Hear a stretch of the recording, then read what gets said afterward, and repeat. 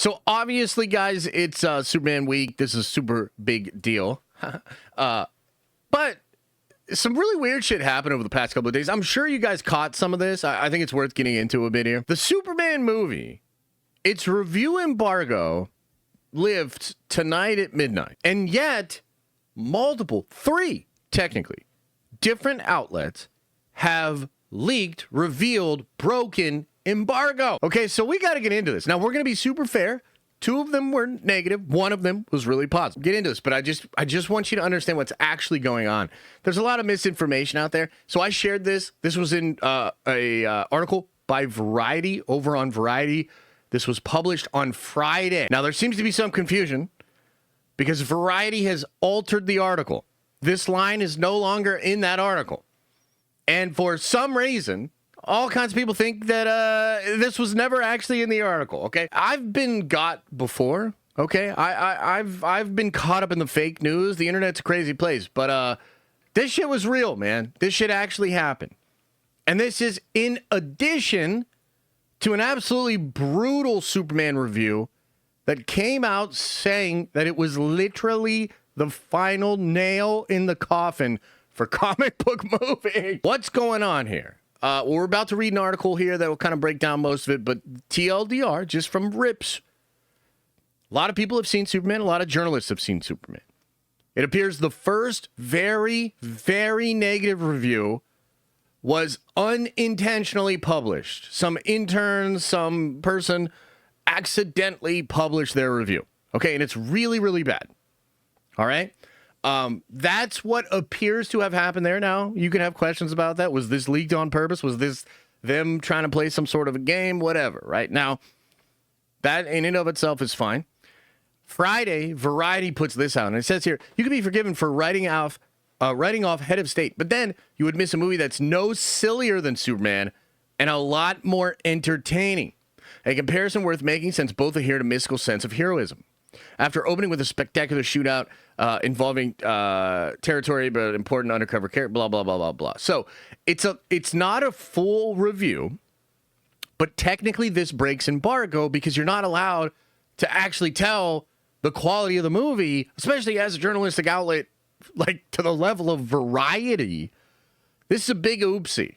Okay, it's a big old oopsie.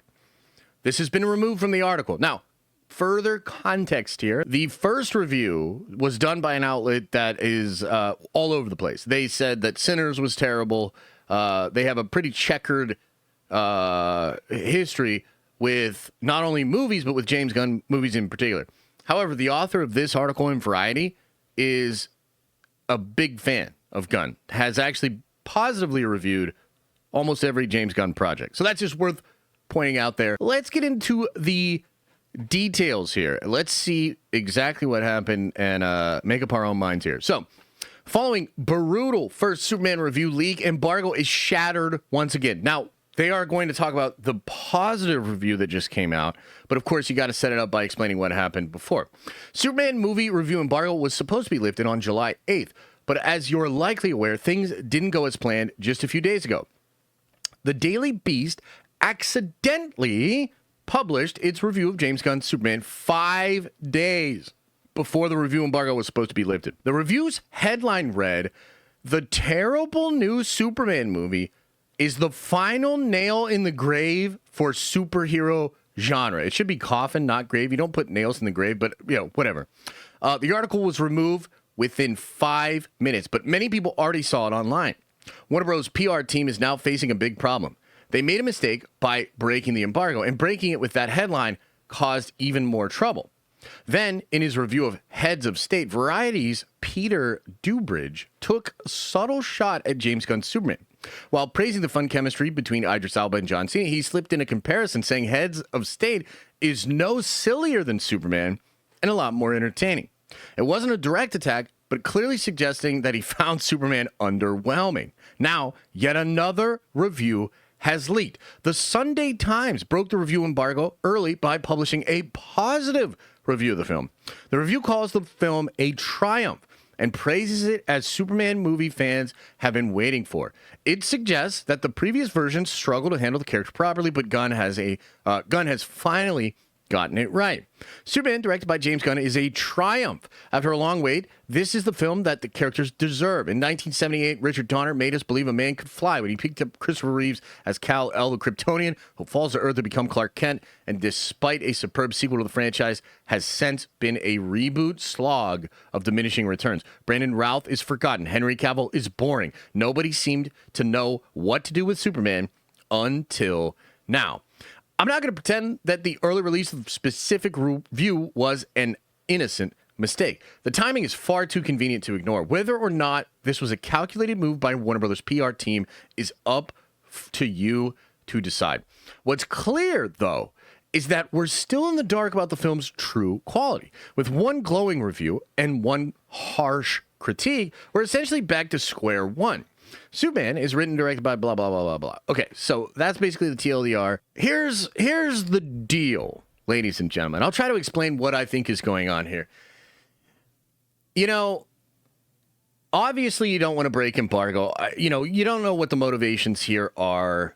It's interesting that you have one review that breaks that's really negative, and then you have another one that's really positive. Potentially that's done by Warner Brothers.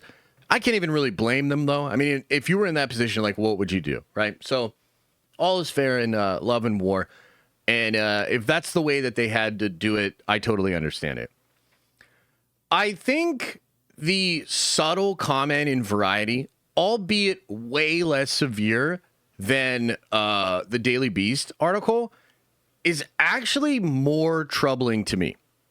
Okay? Partially because this person is traditionally very positive on Gunn.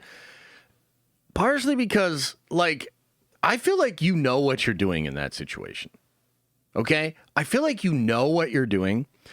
And I feel like this was a way to kind of try to add to the conversation without really trying to add to the conversation.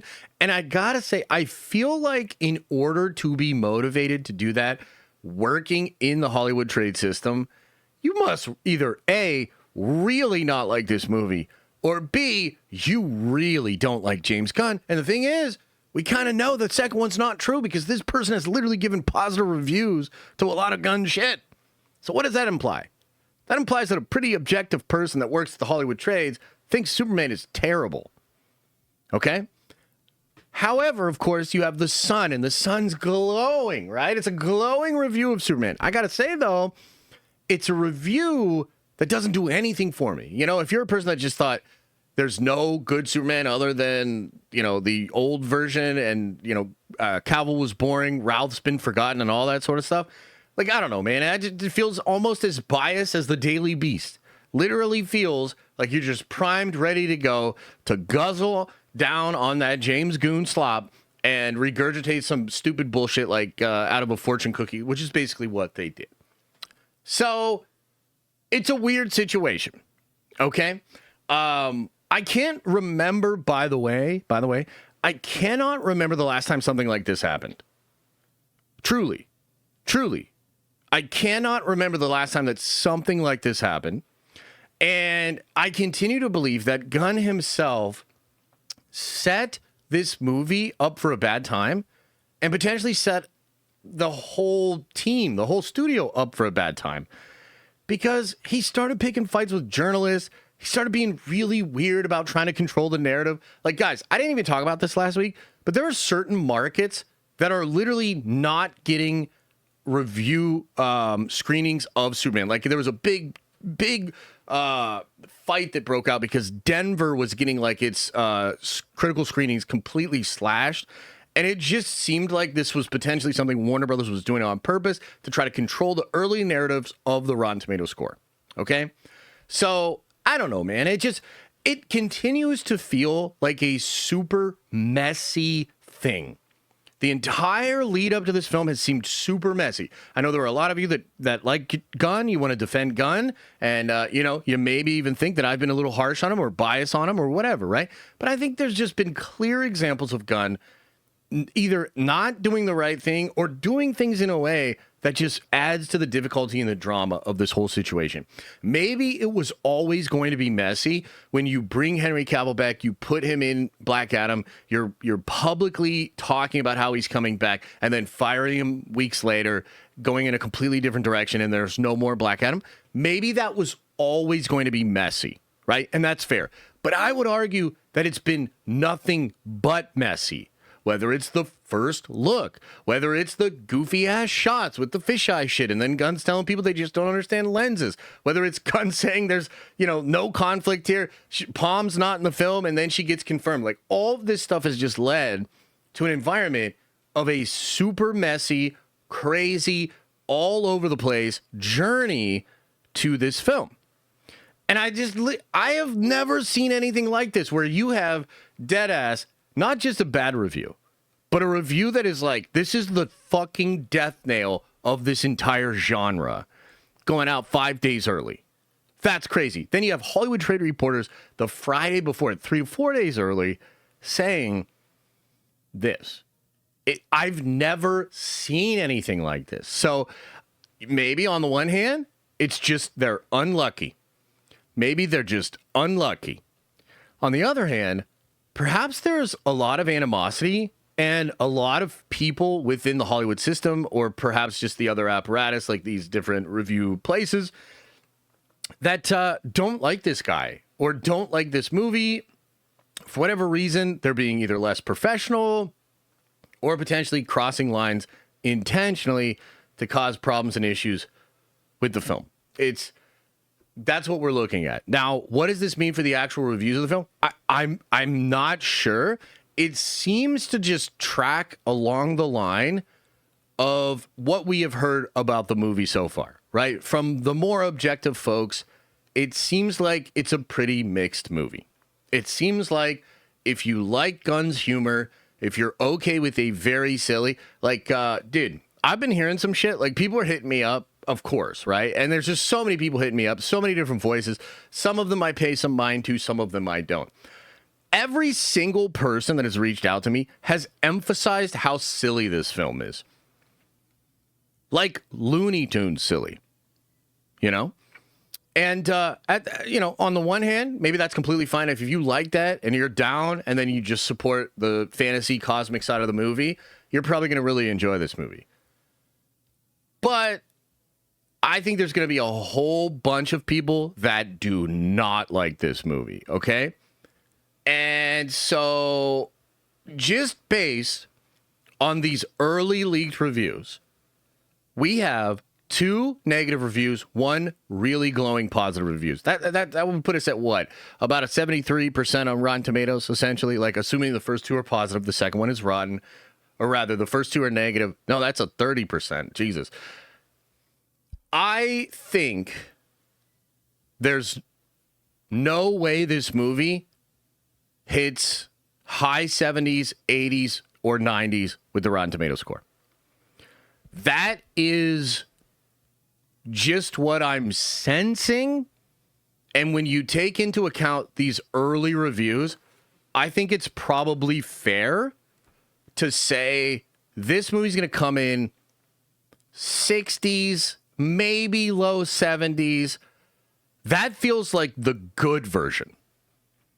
That feels like the positive. That would be actually a dream scenario, I think, because of, how divided and silly the film is. If it's possible this thing sticks low 60s, it's possible this thing drops into 50s. I truly believe that. I mean, this is just, and this is just the evidence we have, guys. We're just looking at, actually maybe one of the worst reviews I've ever seen for a comic book movie, leaking 5 days early. Hollywood Trade, people saying it's silly, goofy, and not as good as this other film. You've got the sun over there slobbing on the knob. It doesn't feel real or authentic at all. Right?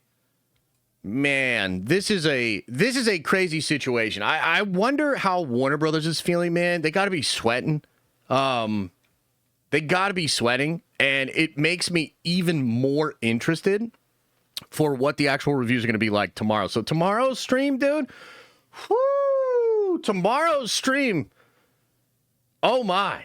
That's going to be a big one, man. That's going to be a big one. Thanks for watching, and if you like this clip, smash a like on the actual video and subscribe to this channel. That way more of these clips get into your feed. I've also linked the full episode below if you want to check out the entire thing, including the Q&A we do with fans. You can also watch this show live. We do it live Monday through Friday at 11 a.m. Eastern Time. And you can also find all of my content, including the videos I put on my main YouTube channel, on the podcast feed.